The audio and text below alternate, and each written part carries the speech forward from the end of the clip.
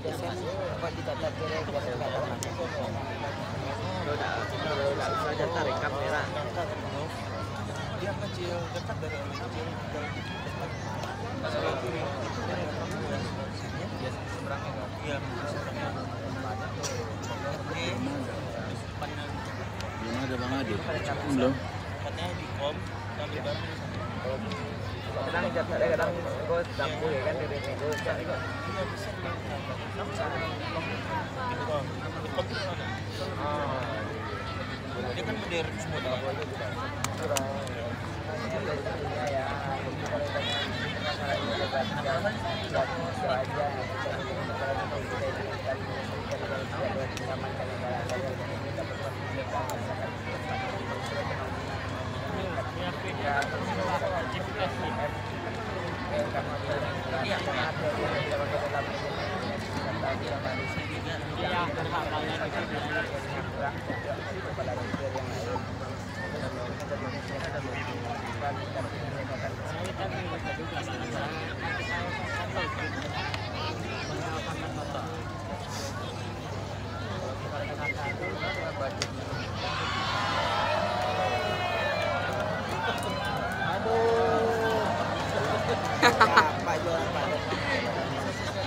kan itu ya di ini dua tahun ini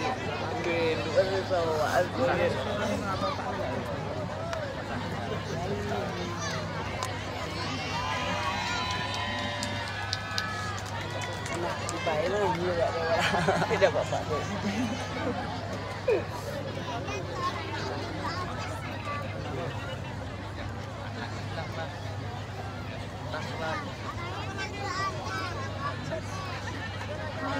iya.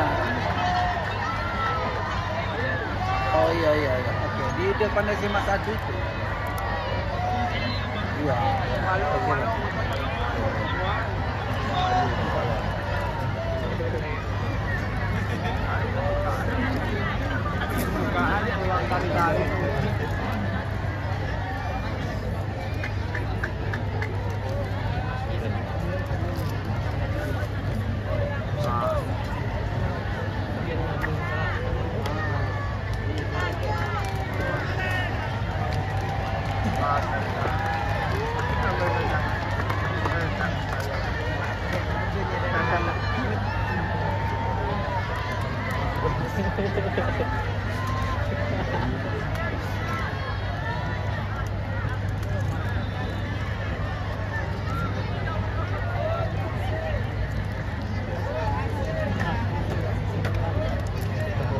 Bang Reja.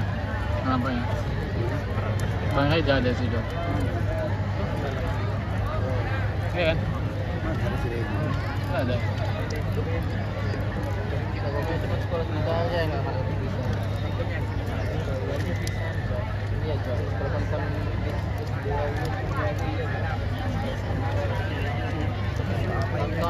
kan terkenal dulu begitu. Dosa sih sama lu.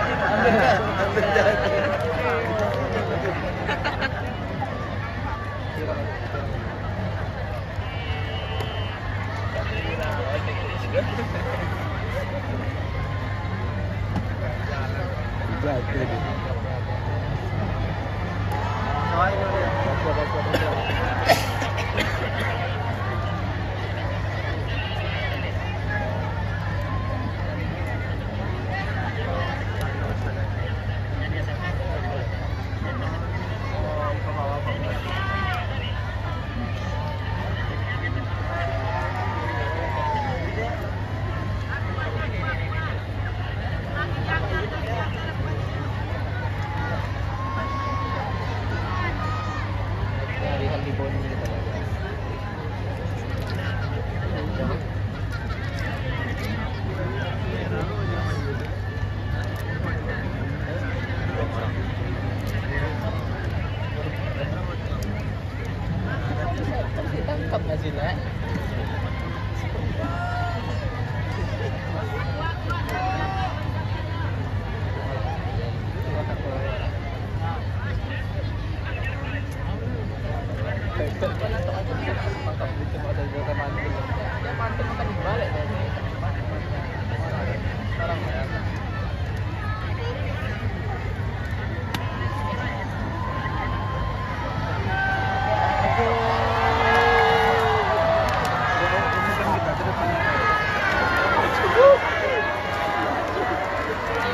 Kenapa?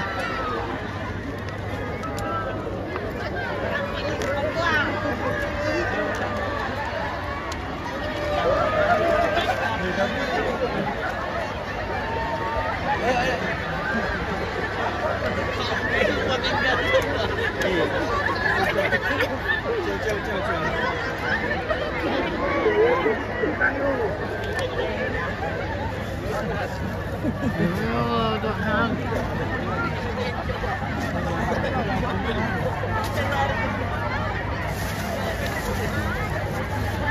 Mana minumnya? Ya, nggak apa-apa. Yang ada di atas pagar mungkin abang-abangnya tetap hati-hati ya bang ya. Aman bang? Aman, insya Allah.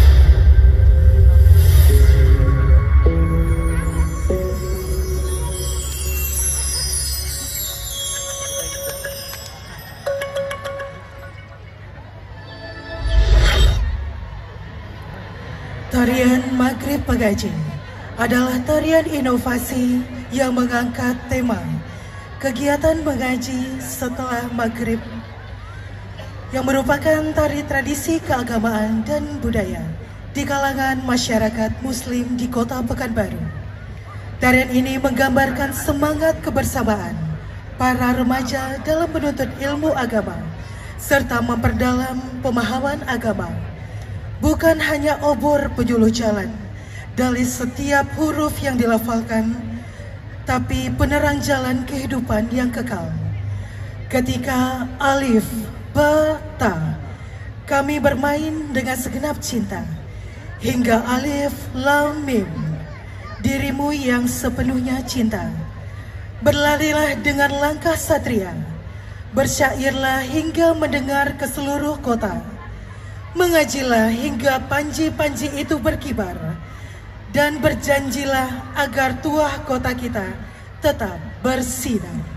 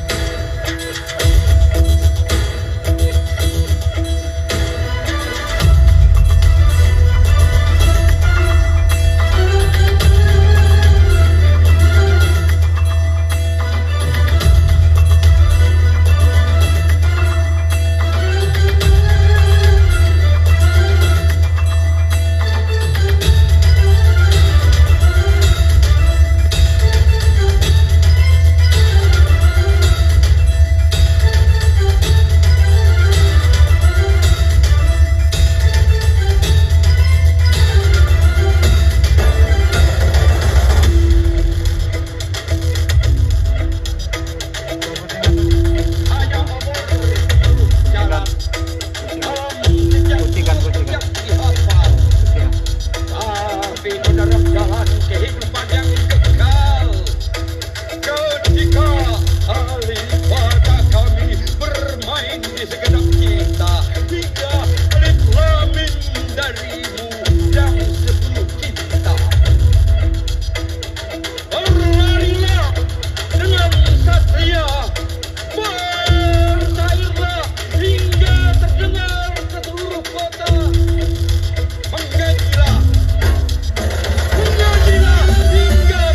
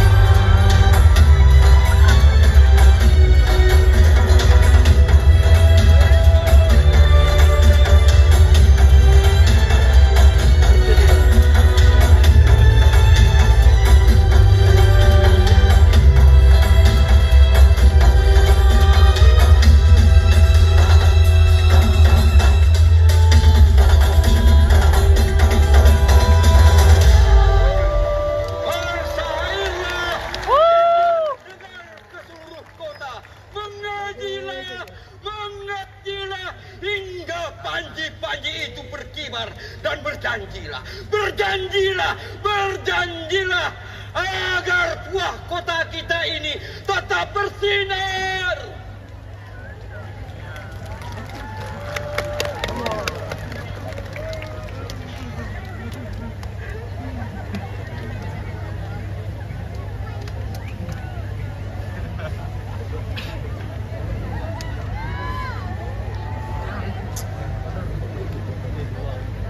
Baik, kita berikan tepuk tangan yang meriah untuk tari Maghrib Mengaji.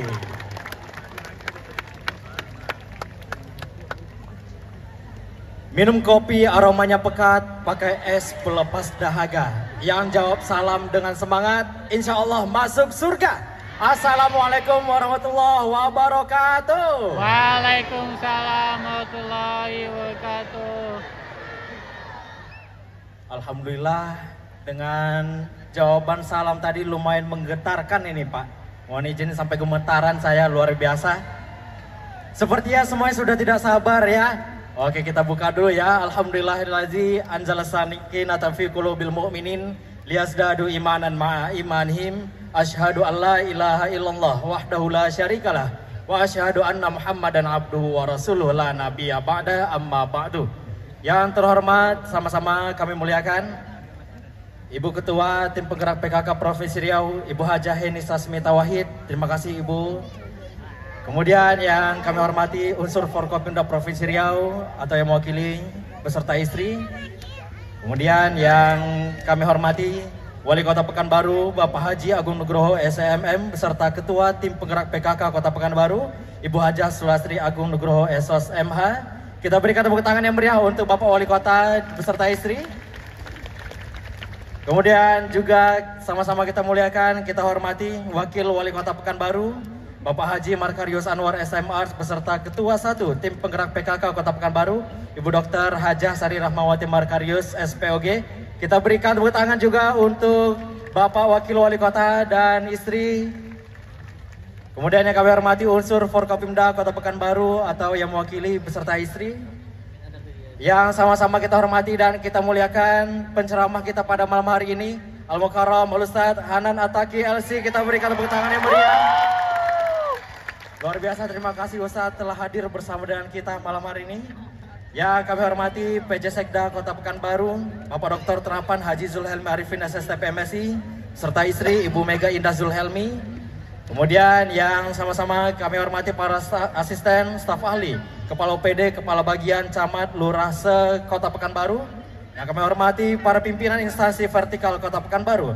Serta yang kami hormati Nenek Mama, Datuk Datin, cerdik pandai, alim ulama, tokoh masyarakat yang mohon maaf tidak dapat kami sebutkan satu persatu. Bersyukur kita kepada Allah Subhanahu wa Ta'ala, Tuhan yang Maha Pengasih lagi Maha Penyayang, yang kasih dan sayangnya tiada pernah terbilang. Diberikan kita titian untuk menyeberang, diberikan tali untuk berpegang. Tuhan yang memberikan rahmat malam dan siang, diberikan kita kesempatan dan waktu yang luang. Salawat dan salam kata melantun kepada baginda Muhammad, Nabi yang santun. Semoga kelak syafaatnya akan turun di kala masa la yanfa'u malun wala banun. Allahumma sholli ala sayyidina Muhammad wa ala ali sayyidina Muhammad. Bapak Ibu hadirin masyarakat Kota Pekanbaru yang kami hormati, pada malam hari ini kita bersama-sama berkumpul. Mungkin masing-masing kita membawa kegalauan masing-masing, kegundahan hati masing-masing. Tepatlah sudah pada malam hari ini kita berkumpul dalam acara Tablik Akbar memperingati Hari Jadi Pekanbaru ke-241 bersama Ustadz Hanan Ataki. Kita berikan tepuk tangan yang meriah untuk kita semua. Mengawali acara kita pada malam hari ini bersama kita akan mendengarkan pembacaan ayat suci Al-Quran yang akan dibacakan oleh Al-Mukarram Al-Ustadz Hamdani Roshidi. Tafadhal masykurah.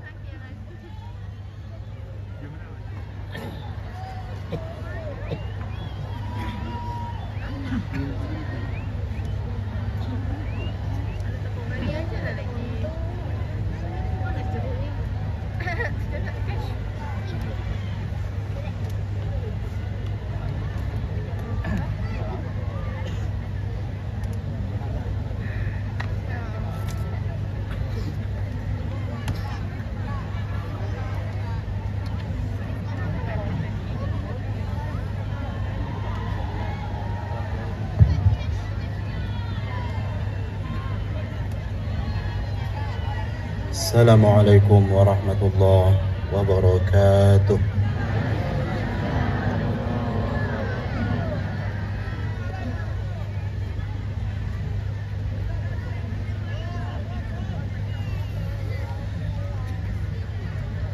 A'udzu billahi minasy syaithanir rajim.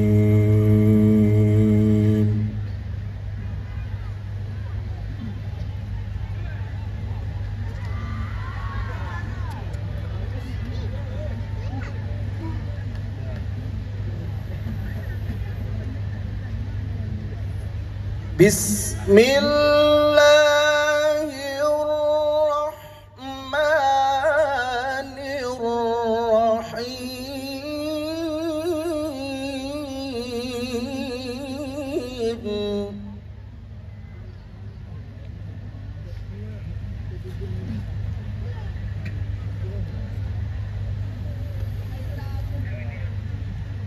Ya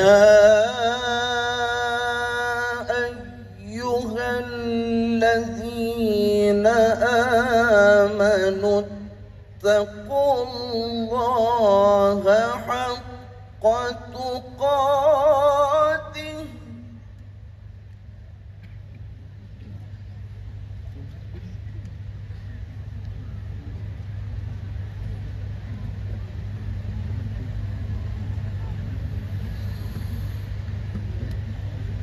ittaqullaha haqqa tuqatihi wa la tamutunna illa wa antum muslimun.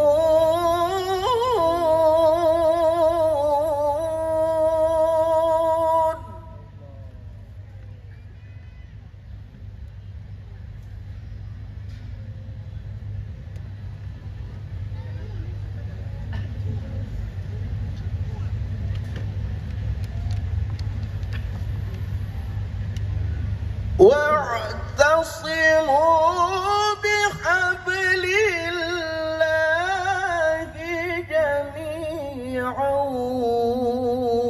ولا تفرقوا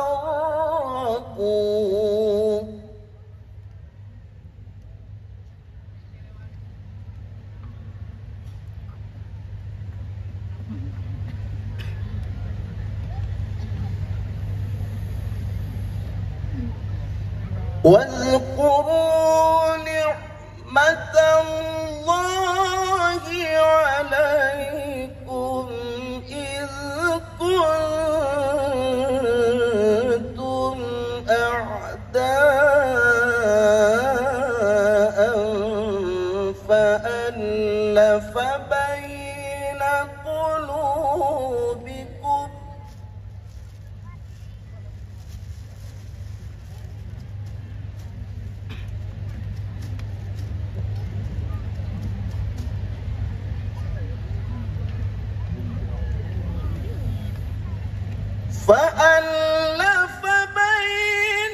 قلوبكم فأصبحتم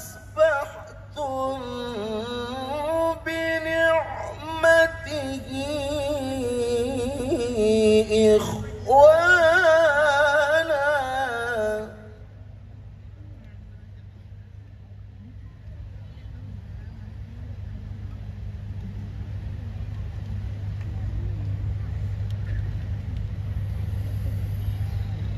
وكنتم على شفا حفرة من النار فأنقذكم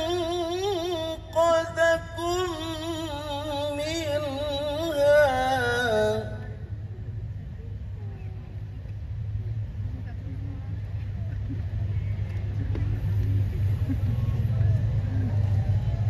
كذلك يبين الله لكم آياته لعلكم تهتدون.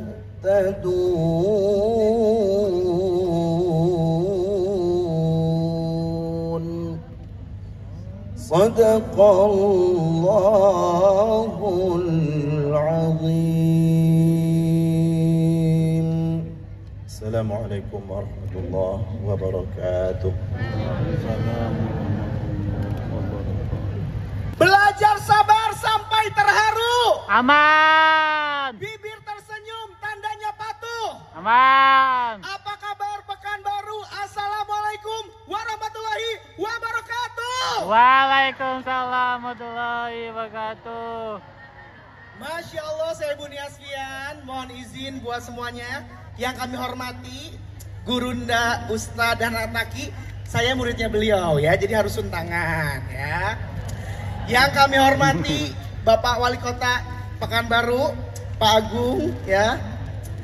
Ini kalau saya lihat ya, nanti saya kasih tahu deh ke Wali Kota kami ya di Bandung ya, Kang Farhan ya. Ini keren banget acaranya Ustadz.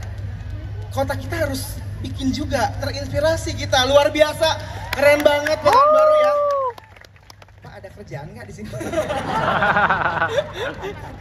Dan juga pastinya yang kami hormati, ini ada Bapak Wakil Wali Kota Pekanbaru, Bapak Markarius ya. Salam dulu Pak ya. Ini luar biasa dan pastinya yang kami hormati Ibu Suwitri yang sudah hadir dari Jakarta ya. Kemudian juga yang kami hormati ada Ibu Hajah Heni juga. Kemudian juga yang kami hormati Ibu Sulastri. Dan juga pastinya ini ada, wah Ibu dokter nih SPOG ya, Ibu Sari Rahmawati ya. Dan pastinya buat Bapak Ibu semuanya, ini yang mohon maaf tidak dapat kami sebutkan satu persatu. Dan yang sangat spesial adalah warga Pekanbaru ya. Selamat hari jadi Kota Pekanbaru yang ke-241. Yang lahir di sini, yang besar di sini, yang sekolah di sini, yang kerja di sini, yang ketemu cinta di sini ada nggak ya? Sebentar. Di sini kayaknya ras terkuat di dunia ya. Para bunda apa kabar ya? Oke. Sebentar lagi kita akan bertemu dengan gurunda kita, Ustadz Anataki, yang alhamdulillah ya. Ini jujur ya, fun fact ya. Ini kayaknya cuman Kota Pekanbaru ya yang berhasil mengundang gurunda kita buat takbir akbar ya. Ini luar biasa. Tepuk tangan dong buat Bapak Agung.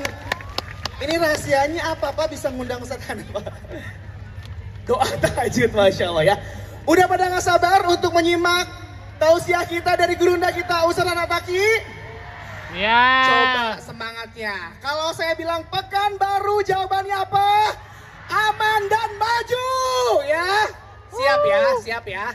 1, 2, 3. Pekanbaru Aman dan maju. Untuk itu kepada yang kami hormati gurunda kita Ustadz Hanan Ataki. Silahkan gurunda. Sehat Ustadz? Sehat kamu nih. Cek, cek.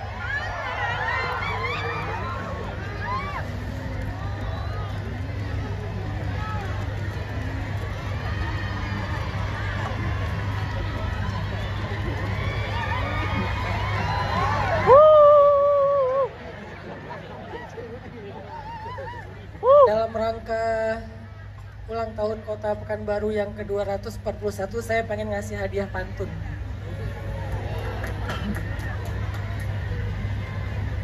Kedengaran nggak suaranya? Dengar. Kedengaran ya? Di tepi siak burung berkicau. Aman. Mentari pagi bersinar lembut. Aman. Anak muda Pekanbaru nggak suka galau. Belajar semangat terus menyambut. Berjalan santai ke pasar bawah, membeli songket dan buah kuini. Aman. Kak Buni tahu nggak buah kuini? Buah apa? Buah kuini. Enggak. Kuini. Oh, buah mangga. Mangga. Berjalan santai ke pasar bawah, membeli songket dan buah kuini. Anak muda Pekanbaru gagah-gagah, cinta budaya penuh jati diri. Ini satu pantun lagi buat Pak Agung. Pak Agung ini adalah sahabat saya sejak dulu. Jadi mohon maaf nih Pak Agung kalau ketika Pak Agung nelpon nge-video call saya, minta waktu saya untuk datang ke Pekanbaru, saya nggak tahu kalau beliau wali kota. Karena saya kurang update ya tentang masalah politik. Jadi pas beliau video call saya bilang, ini Bang Agung nelpon saya nih. Akhirnya saya angkat, ternyata di belakangnya banyak tokoh-tokoh hebat. Ada Pak Wakil, ada banyak lah di situ. Dan Pak Agung memperkenalkan diri, Ustaz saya sekarang diamanahi jadi wali kota Pekanbaru. Wah, saya jadi surprise. Selamat buat Pak Agung, Pak Markurius. Saya punya pantun, dan pantun ini bukan pujian ya, tapi ini sebuah doa. Semoga menjadi kenyataan. Mentari pagi di Taman Putri, burung berkicau di Batang Sena. Aman. Wali kota kami bijak bestari, Agung Nugroho pemimpin mulia. Alhamdulillah malam ini insya Allah Pak Agung bakal ngasih hadiah umroh buat 2 orang jamaah. Tapi syaratnya ada di saya. Jadi siapa yang nanti bisa menjawab pertanyaan dari materi taklim kita pada malam ini, insya Allah bisa mendapatkan tiket umroh gratis dari Pak Wali Kota. Tepuk tangan dulu buat Pak Wali Kota dan kita semuanya. Assalamualaikum warahmatullahi wabarakatuh. Waalaikumsalam. Alhamdulillahirabbil alamin. Alhamdulillahilladzi bi ni'matihi tatimmus shalihat wa bi fadlihi tatanazzalul khairat wal barakat wa bi taufiqihi tatahaqqaqul maqasid wal ghayat. Asyhadu an la ilaha illallah wahdahu la syarika lah wa asyhadu anna sayyidana Muhammadan abduhu wa rasuluhu alladzi la nabiyya ba'dah. Allahumma salli ala sayyidina Muhammadin fil awwalin wa salli ala sayyidina Muhammadin fil akhirin wa salli ala sayyidina Muhammadin fil mala'il a'la ila yaumiddin. Rabbi shrah li sadri wa yassir li amri wahlul 'uqdatan min lisani yafqahu qawli, amma ba'd.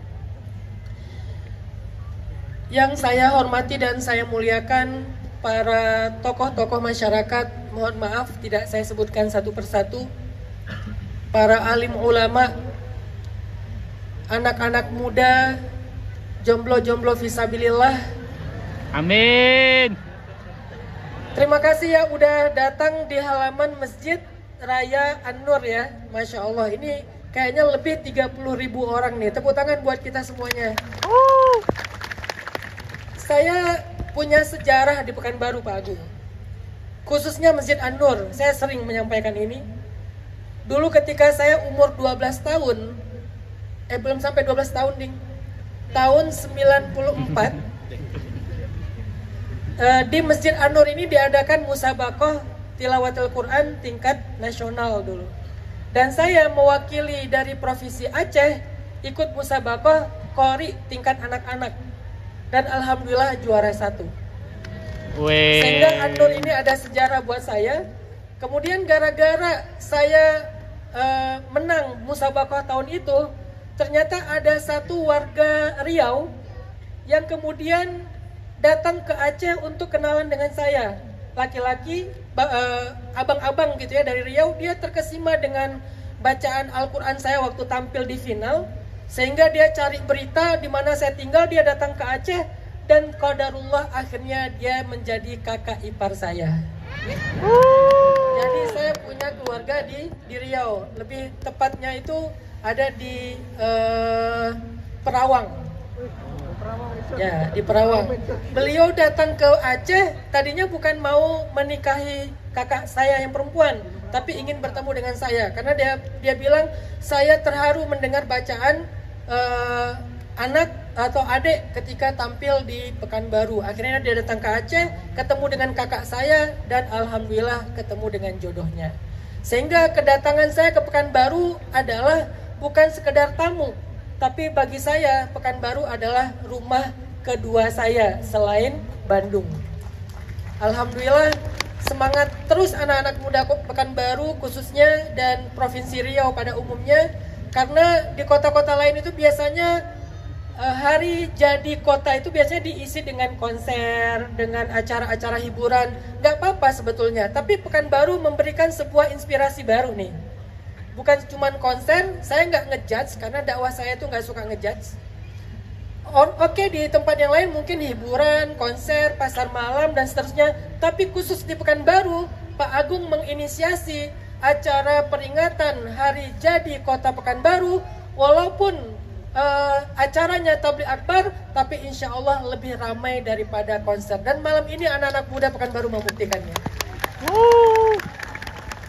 Semoga dengan acara seperti ini Allah memberikan aman, sejahtera, dan juga keberkahan bagi Kota Pekanbaru dan Provinsi Riau, bahkan bagi seluruh Indonesia. Tadi saya tanya ke Bang Agung, Bang, ini temanya apa? Karena saya biasanya nggak nyiapin materi, tergantung lagi ada request apa nih. Temanya kolaborasi, Ustadz. Saya berharap anak-anak muda Pekanbaru ini menjadi anak-anak muda yang kolaboratif.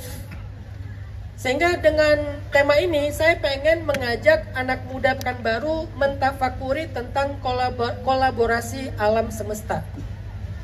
Karena sekitar 1 tahun terakhir saya concern sekali dengan 2 isu. Yang pertama tentang mental health, tentang isu mental, dan yang kedua isu tentang ekologi. Jadi kalau kalian perhatikan konten-konten saya sekitar setahun terakhir, itu udah jarang ngebahas cinta-cintaan sebetulnya. Sekitar setahun terakhir materi saya rata-rata kalau tidak tentang mental health berarti tentang ekologi. Sehingga malam ini saya ingin mengajak anak-anak muda Pekanbaru mentafakuri tentang inspirasi kolaborasi yang dicontohkan oleh alam semesta. Karena Allah Subhanahu wa taala menyuruh kita untuk belajar dari alam semesta. Allah berfirman, "Inna fi khalqis samawati wal ard wa ikhtilafil laili wan nahar la ayatil liulil albab." Sesungguhnya pada penciptaan langit-langit dan bumi dan silih bergantinya malam dan siang benar-benar terdapat tanda-tanda kebesaran Allah atau bukti-bukti kebesaran Allah bagi orang-orang yang cerdas. Sehingga Allah menyuruh kita untuk belajar dari tanda-tanda itu, dari semesta, dari langit, dari bumi, dari hutan, dari laut. Dan malam ini saya ingin menyampaikan beberapa contoh kolaborasi semesta yang menjadi salah satu di antara tanda-tanda kebesaran Allah Subhanahu wa taala. Maka dari situlah kita belajar bagaimana harusnya berkolaborasi itu. Yang pertama adalah bagaimana Allah menjelaskan kepada kita tentang siklus, tentang ilmu iklim yang ditandai dengan pergantian malam dan siang, matahari dan bulan. Di dalam surat Yasin, surat 36 ayat 40, Allah Subhanahu wa taala menyebutkan kolaborasi antara matahari dan bulan. Allah berfirman, A'udzu billahi minasy syaithanir rajim. Bismillahirrahmanirrahim. Lasyamsu yanbaghi laha an tudrikal qamara walal lailu sabiqun nahar wa kullun fi falakin yasbahun. Tidaklah mungkin matahari itu mengejar bulan dan malam pun tidak pernah mendahului siang. Semuanya masing-masing beredar pada garis edarnya. Ini adalah salah satu fakta ilmiah tentang bagaimana semesta ini bekerja sama. Jadi matahari dan bulan itu mereka berkolaborasi dengan sangat baik. Sehingga mereka memiliki peran ekologis yang sempurna karena kolaborasinya. Dengan tugasnya matahari, dengan perannya bulan, mereka terus bekerja sama. Dan tidak ada satu dari yang lain yang saling mengganggu. Semuanya beredar, semuanya menjalankan tasbihnya masing-masing, tugasnya masing-masing. Apa pelajarannya buat kita teman-teman sekalian? Ternyata kolaborasi itu dimulai dari memahami peran kita. Jadi kolaborasi itu tidak akan terjadi kalau kita itu tidak paham tentang peran kita. nggak paham tentang potensi kita, nggak paham tentang kelebihan dan kekurangan kita. Sehingga kalau kita tidak paham peran kita, kita seringkali melakukan sesuatu yang bukan bagiannya. Kita seringkali berkomentar tentang sesuatu yang kita nggak mengerti.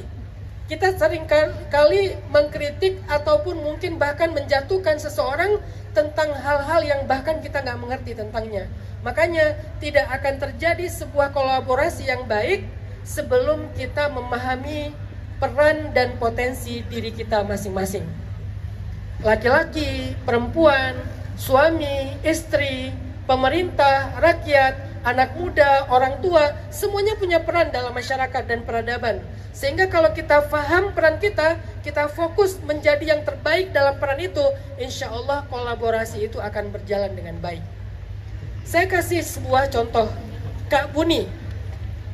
Kak Buni itu adalah murid saya yang hijrah sebelum pandemi ya Kak Buni ya. Tahun berapa Kak Buni? 2016. Jadi ketika dulu saya bikin dakwah hijrah anak muda, salah satu metodenya adalah saya ingin mengkolaborasikan potensi-potensi anak muda lewat masjid, lewat dakwah. Jadi dakwah saya itu bukan ngajak anak muda ngaji aja, bukan bikin pesantren, tapi menyebarkan pesan lewat tren. Sehingga saya nggak punya pesantren, tapi saya punya pesan-pesan yang kemudian menjadi tren. Ada beberapa tren yang udah kita bikin di Indonesia sejak 2014, salah satunya tren hijrah. Ketika ada yang hijrah, kemudian dia bergabung dalam dakwah kita, saya akan membaca potensi orang tersebut atau anak muda tersebut. Salah satu contohnya Kak Buni. Kak Buni sebelum, kalian kenal Kak Buni nggak? Nggak kenal ya? Kalian tahu Smash nggak? Grup band, boy band dulu tuh? Tahu. Nah, yang nulis lagu Smash itu Kak Buni. Jadi kalau dulu kalian kenal ada boy band namanya Smash, ya Smash ya? Nah, Kak Buni itu yang nulis lagu. Lagunya gimana Kak Buni? You know me so well. Yeah. Dan Ya. dulu Smash pernah konser di Pekanbaru. Oh, luar biasa. Jadi sekarang penulis lagunya yang tampil di Pekanbaru ya. Jadi Kak Buni itu dulu penulis lagu Smash. Dia presenter TV, dia penyiar radio terkenal. Dia MC yang kondang banget lah di Pulau Jawa. Setelah Kak Buni hijrah, kemudian dia mulai ngaji di kajian-kajian saya bilang ke Kak Buni, mau nggak kolaborasi? Apa kolaborasinya Ustadz? Saya bukan seorang Ustadz, saya bukan ulama, saya nggak bisa ngajar. Enggak. Kak Buni jangan ngajar, Kak Buni jangan ceramah. Tapi bantu saya untuk menjadi MC di acara-acara tabligh akbar dan kajian-kajian. Karena selama ini saya ngelihat tabligh akbar atau kajian itu biasanya MC-nya itu bukan MC yang memang profesional. Biasanya sangat normatif lah.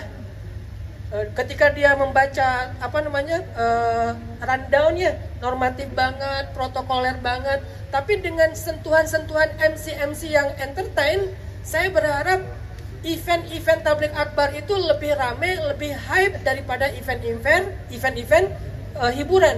Sehingga akhirnya Kak Buni pun bersedia. Alhamdulillah sejak Kak Buni bergabung, banyak banget acara-acara tabligh akbar hari ini yang memakai jasa MC profesional. Sehingga suasana kegiatan tabligh akbar itu dipenuhi oleh anak muda karena hype-nya dengan nuansa anak muda. Itu bentuk kolaborasi. Kak Buni potensinya di MC.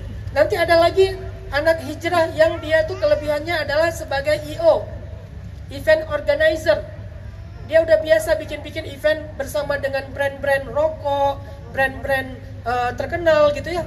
Saya bilang ke dia, mau nggak kamu jadi EO untuk acara konser langit? Saya nyebutnya konser langit. Walaupun dulu sempat kontroversi, kok konser langit segala macam. Karena konser ini artinya kan mengumpulkan banyak orang, crowd event. Sedangkan langit adalah nuansanya, materinya, kegiatannya, ibadah, kemudian tabligh akbar, taklim, dakwah. Sehingga saya menyebutnya konser langit. Akhirnya dia mau. Kita bikinlah event konser langit di bulan Ramadan namanya Ngabuburit. Plesetan dari ngabuburit. Rame anak-anak muda. Sehingga akhirnya dakwah itu diterima oleh anak muda dengan pendekatan event organizer yang lebih profesional. Begitu juga dengan potensi-potensi yang lain. Apa yang terjadi pada malam ini, acara HUT Pekanbaru 241 tidak akan terlaksana kalau hanya hajatnya Pak Wali Kota saja. Tapi terlaksana karena di sini ada kameramen, di belakangnya ada EO atau event organizer, ada orang-orang sound, ada kemudian orang-orang yang terlibat secara kepanitiaan, volunteer dan seterusnya. Semua kita terlibat dengan peran masing-masing. Akhirnya terlaksanalah sebuah event yang berkah yang disebut dengan event Hari Jadi atau Miladnya Kota Pekanbaru. Ini kolaborasi. Coba teman-teman renungkan kisah ketika dulu Muhammad Al-Fatih membebaskan Konstantinopel. Kenapa Nabi mengatakan ni'mal jaish? Sebaik-baik pasukan adalah pasukan itu. Kenapa? Karena pasukannya Al-Fatih adalah pasukan yang sangat kolaboratif. Bahkan bukan hanya sesama kaum muslimin, non-muslim pun terlibat menjadi pasukannya Al-Fatih. Siapa dia? Dia adalah seorang laki-laki non-muslim Kristen dari Eropa yang membuat meriam besar untuk pasukan Al-Fatih. Sehingga keterlibatan dia sebagai seorang insinyur yang membuat senjata itu menentukan kemenangan pembebasan Konstantinopel. Dia tidak menjadi muslim, dia tidak sholat di masjid, tapi peran dia adalah sebagai insinyur senjata. Sehingga akhirnya dengan meriam yang besar yang dia bikin, namanya Orban, kemudian dijadikan nama meriam Orban. Sehingga akhirnya benteng yang sekian ratus tahun tidak pernah bisa ditaklukkan di tangan Muhammad Al-Fatih. Hasil apa? Hasil ni'mal jaish, sebaik-baik pasukan. Dan salah satunya adalah Orban yang berasal dari Eropa itu. Begitu juga nanti ada muncul gurunya Muhammad Al-Fatih, Aksamsuddin. Beliau juga bagian dari pasukan, tetapi tugasnya bukan ngajar. Aksamsuddin punya kelebihan lain selain seorang tokoh sufi. Beliau juga seorang ahli biologi dan ahli bakteri. Sehingga Aksamsuddin menjaga pasukan dari serangan-serangan virus. Karena orang-orang yang musuh mereka suka menyerang mereka dengan menyebarkan virus, menyebarkan hama, menyebarkan berbagai macam bakteri, sehingga menjadi penyakit di antara para pasukan. Siapa yang menolong mereka? Aksamsuddin dengan keahliannya di bidang virus dan bakteri. Bahkan beliau punya buku tentang masalah bakteri. Ini artinya beliau tahu perannya selain sebagai ulama, selain sebagai seorang tokoh sufi, beliau juga seorang ilmuwan di bidang biologi ataupun di bidang virus dan bakteri. Ini yang Allah sebutkan di dalam surat Yasin. Matahari tidak mendahului bulan, bulan tidak mendahului matahari, malam tidak mendahului siang, siang tidak mendahului malam. Kenapa? Semua mereka beredar, bertasbih sesuai dengan perannya masing-masing. Sekarang kita coba ambil ayat ini menjadi bagian dari cara hidup kita di rumah tangga. Ini buat kalian yang udah menikah. Coba kalau kalian ingin rumah tangganya sakinah, mawaddah, warahmah, salah satunya adalah pahami peran masing-masing, bukan saling menuntut, tapi saling mengerti perannya sendiri-sendiri. Apa peran istri? Apa kewajiban istri? Apa ibadahnya istri? Apa ibadahnya suami? Sehingga kalau masing-masing beribadah, bertasbih dengan caranya, insya Allah rumah tangga mereka akan sakinah, mawaddah, warahmah. Tapi kalau saling menuntut, harusnya begini, harusnya begitu, rumah tangga itu seperti neraka. Dan itu bukan bentuk dari kolaborasi. Jadi yang pertama, ayat kolaborasi semesta itu ada di dalam surat Yasin, surat 36 ayat 40. Silahkan nanti anak-anak muda Pekanbaru merenungkan ayat ini dalam tilawahnya. Yang kedua, saya itu salah satu olahraga hobi saya itu adalah scuba diving, nyelam. Dan saya lebih senang dengan scientific dive, nyelam untuk belajar, nyelam untuk menemukan fakta-fakta ilmiah. Ternyata laut itu mengajarkan kita tentang kolaborasi yang luar biasa. Ketika diving, saya baru memahami beberapa fakta. Salah satunya adalah ternyata teman-teman, laut itu menyumbang oksigen bagi kehidupan kita itu lebih besar daripada hutan. Jadi kalau hutan itu menyumbang oksigen kurang lebih sekitar 30-40%, laut itu menyumbang oksigen 60-70%. Pertanyaannya sekarang, siapa yang Allah tugaskan di laut untuk memproduksi oksigen?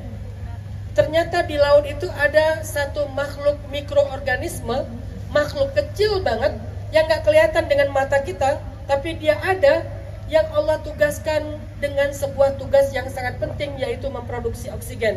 Nama makhluk itu adalah fitoplankton. Jadi kalau plankton itu ada dua, ada fitoplankton, ada zooplankton. Kalau yang kalian nonton di SpongeBob itu zooplankton, yang jelek itu zooplankton. Tapi kalau fitoplankton dia kecil, mikroorganisme, nggak kelihatan. Dia hidup di bawah permukaan air. Jumlahnya banyak banget. Ternyata makhluk kecil yang bernama fitoplankton inilah yang memproduksi oksigen dengan fotosintesis. Dia menyerap cahaya matahari, kemudian dia merubah karbon menjadi dua. Satu glukosa atau kita nyebutnya dengan gula, dan satu lagi menjadi O2 atau kita nyebutnya dengan oksigen. Kemudian setelah dia memisahkan antara glukosa dengan oksigen, lalu dia jadikan oksigen itu dia lepaskan ke atmosfer. Bagaimana cara dia melepaskan ke atmosfer? Cara fitoplankton melepaskan oksigen ke atmosfer itu dibantu oleh arus dan ombak. Ternyata ombak di laut itu ada fungsinya. Salah satu fungsi ombak di laut itu adalah menciptakan turbulensi di permukaan air, sehingga ketika ada turbulensi di permukaan air itu membantu melepaskan oksigen dari fitoplankton ke atmosfer. Maka di sini udah ada kolaborasi antara apa? Satu, matahari. Kedua, fitoplankton. Ketiga, ombak ataupun arus. Nah, pertanyaannya sekarang, fitoplankton itu makan apa? Ternyata makanan fitoplankton itu adalah nitrogen dan fosfor. Dari mana dia dapatin nitrogen dan fosfor? Nitrogen dan fosfor itu diproduksi di kedalaman 100 sampai 200 meter di dalam air. Sementara fitoplankton tinggalnya di permukaan air. Dia nggak bisa turun ke bawah, dia nggak bisa deep dive. Gimana cara dia mendapatkan fosfor dan nitrogen sementara dia tinggal di atas? Ada makhluk lain yang bekerja dengan caranya. Ada makhluk yang namanya hewan decomposer. Salah satunya adalah bumhead. Ini salah satu ikan favorit saya kalau lagi diving. Bumhead itu ikan gede yang dia punya kayak benjolan di kepalanya. Dan dia itu disebut decomposer karena dia memakan sampah-sampah organik di dalam laut. Kayak misalnya karang mati, hewan yang sudah mati, dimakan sama bumhead. Setelah dimakan, dia buang sebagai pup atau kotoran, tapi kotorannya itu berbentuk pasir. Jadi jangan-jangan nih, pasir yang kita sering main, itu adalah kotorannya bumhead. Tapi clean ya, bersih ya, karena semua yang ada di laut itu suci dan mensucikan. Nah, dia tuh makan sampah-sampah organik, kemudian sampah ini dikeluarkan dalam bentuk kotorannya, tapi kotorannya dalam bentuk pasir-pasir kecil, dan pasir ini menempel di wall, di dindingnya karang. Jadi ketika dia pup, nempel kotorannya itu di dinding karang dalam bentuk pasir. Lalu datanglah namanya down current. Down current itu adalah arus bawah nyedot. Datang down current. Ketika datang down current, maka wall atau dinding karang yang ada di laut itu nanti terjadi sebuah peristiwa fenomena namanya fenomena marine snow. Salju di dalam laut.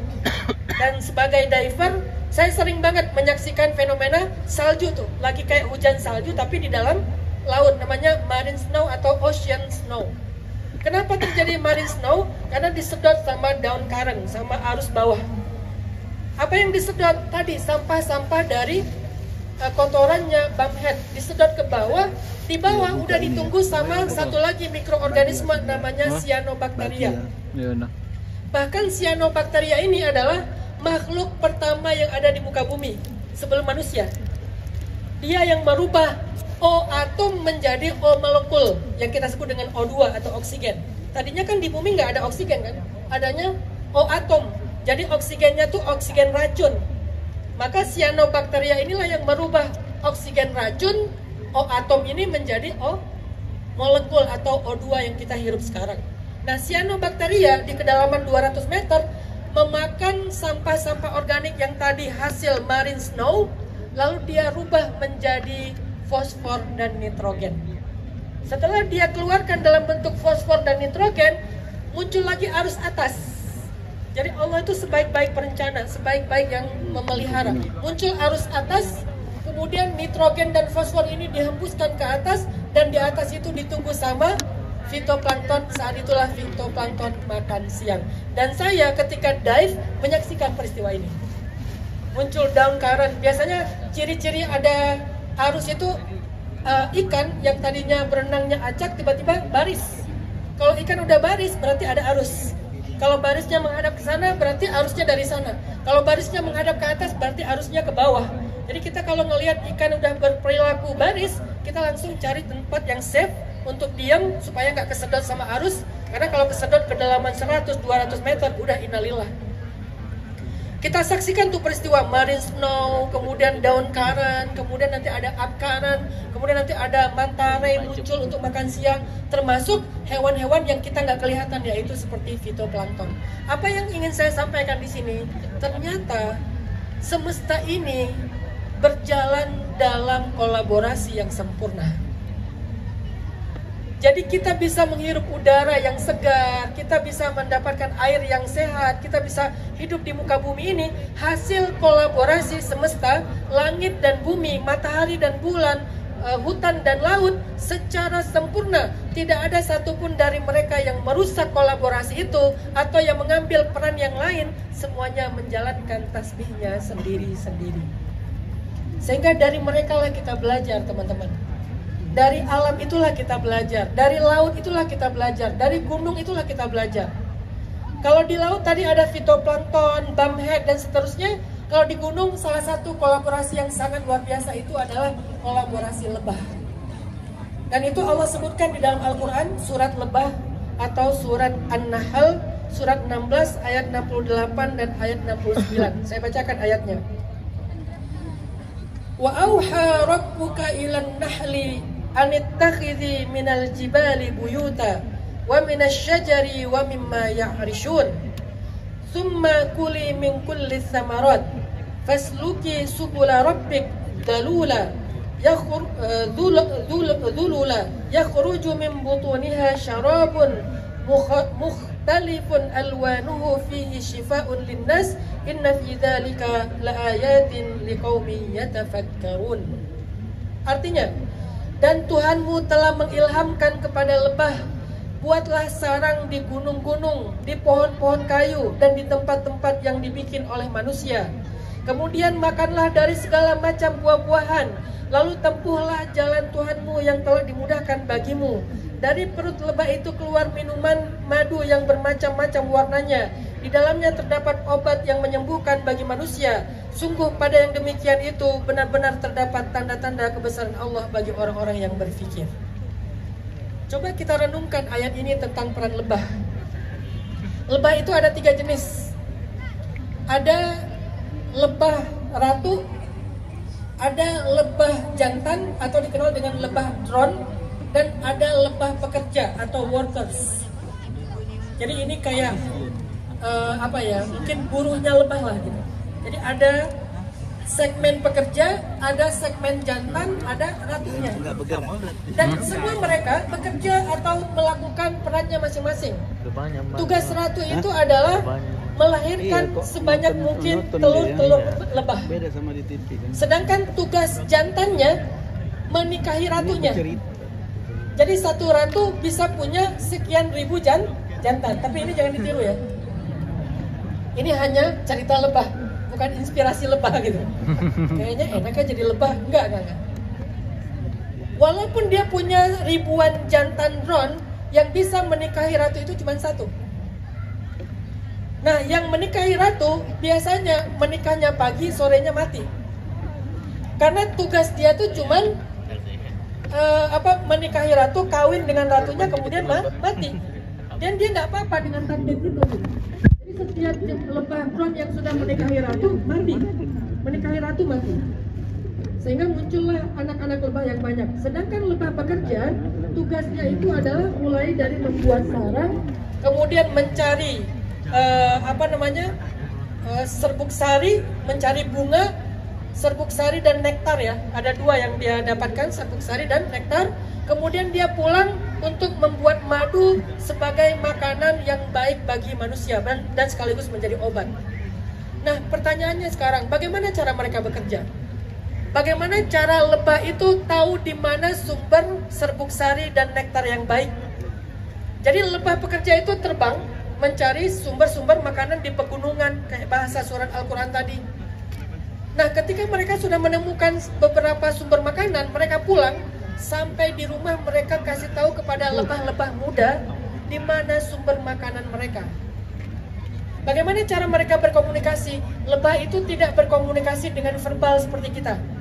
Jadi suara yang kita dengar dari lebah itu bukan dari mulutnya, tapi dari sayapnya. Lebah tidak berkomunikasi dengan bahasa verbal, tapi lebah berkomunikasi dengan sebuah tarian. Namanya bee dance. Tarian lebah. Jadi lebah juga menari. Jadi tariannya lebah itu kalau kalian perhatikan ya, di sarang lebah, ada lebah pekerja datang lalu dia tiba-tiba kayak nari gitu mutar-mutar. Itu sebetulnya bukan lagi dance, sebetulnya lagi ngasih tahu kepada lebah muda di mana sumber makanan nektar dan serbuk sari itu berada. Setiap gerakannya itu menentukan arahnya, jaraknya, kandungan makanannya berapa banyak, itu ada gerakannya walaupun kita nggak bisa meniru. Misalnya dia ketika gerakannya tertentu mengarah sesuai dengan cahaya matahari, berarti dia nunjuk arah di sana sumber makanannya. Dengan putaran tertentu dia nunjuk arah, ternyata jaraknya sekian. Semakin lama dia mutar, semakin jauh jaraknya. Dengan loncatan tertentu dia menunjukkan kandungan makanan yang terkandung di sana seberapa banyak. Semuanya menjalankan perannya, sehingga akhirnya kita menikmati madunya. Inilah contoh inspirasi dari lebah bagaimana mereka berkolaborasi. Sehingga teman-teman sekalian yang dirahmati Allah Subhanahu wa taala, dengan dua tafakur ini, pertama surat Yasin, kedua surat An-Nahl. Sebetulnya kalau tadi yang di laut juga ada firman Allah di dalam surat An-Nahl yang awal-awal, wa ma min dabbatin fil ardi illa 'ala Allahi rizquha huwa ya'lamu mustaqarraha wa mustaudaha kullun fi kitabim mubin. Itu juga Allah jelaskan di surat An-Nahl. Maka kita belajar tentang satu hal. Kolaborasi adalah ketika kita menjadi versi terbaik diri kita. Jadi kolaborasi itu bukan nuntut, bukan pengen, bukan caplok, bukan ngurus orang lain. Kolaborasi itu adalah ketika kalian menjadi versi terbaik diri kalian. Belajarlah, upgrade-lah diri kalian, skill kalian, ilmu kalian, wawasan kalian, pengalaman kalian, mental kalian. Ketika kalian menjadi pemuda terbaik Pekanbaru, maka kalian akan menciptakan kolaborasi terbaik di kota Pekanbaru ini. Sebagaimana lebah, sebagaimana cyanobacteria, sebagaimana fitoplankton, sebagaimana juga matahari dan bulan. Sehingga dengan seperti itu, insya Allah bangsa kita punya harapan yang baik di masa depan. Kenapa? Karena bangsa kita itu isinya adalah anak muda terbaik yang mampu berkolaborasi dengan kolaborasi yang terinspirasi dari alam semesta. Tidak ada satupun dari mereka itu yang perang, tidak ada satupun dari mereka itu yang saling menyakiti, karena mereka semuanya paham dengan tasbih ataupun tugasnya masing-masing. Semoga ini bisa menjadi renungan buat kita semuanya, bisa menjadi sebuah curiosity ya, sebuah kepenasaranan untuk kalian belajar lagi dengan membaca, dengan literasi, sehingga kita menjadi orang-orang yang bisa berkolaborasi dengan baik. Alhamdulillah, Allahumma shayyiban. Sebelum saya tutup, saya pengen minta tolong Kak Buni untuk kita menunaikan janji Pak Wali tadi, memberikan hadiah umroh nih Kak Buni. Siap, Ustaz. Jadi saya kasih dua pertanyaan ya. Nanti Kak Buni yang pilih, satu laki-laki, satu perempuan. Oke, hujan rezeki ya Ustadz ya. Oh, pas banget ya, pas rezeki umroh ya. Pertanyaan pertama adalah untuk perempuan dulu Kak Buni ya. Oke, yang bisa jawab acungkan tangannya ya. Oke, saya akan pilih. Mohon Tapi izin Kak ya. Buni, saya tanya dulu berarti. Siap. Oke, pertanyaannya ya. Sebutkan nama makhluk yang Allah tugaskan untuk memproduksi oksigen di laut?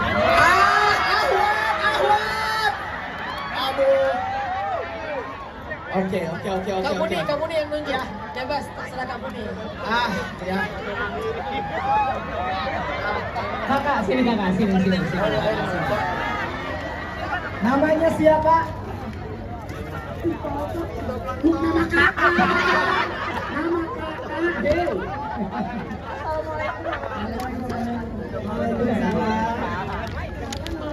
Ini siapa ini? Kayana, dari mana Kayana? Dari Pekanbaru. Pekanbaru. Jawabannya adalah Fitoplankton, betul. Kayana umroh. Satu lagi Gurunda ya. Buat yang Ihwan. Siap Ihwan. Siapa yang mau umroh? Silakan Gurunda. Sebutkan ayat yang menyebutkan tentang peran lebah di dalam Al-Quran. Peran lebah. Sebentar. Ayo sebutkan nama saya. Pekanbaru aman. Coba ya. Mas sini sebentar sini. Namanya siapa? Muhammad Lukman Nur Hayat, Bang. Dari mana? Dari Pekanbaru. Jawabannya silahkan. Surat Yasin ayat 40. Sabar.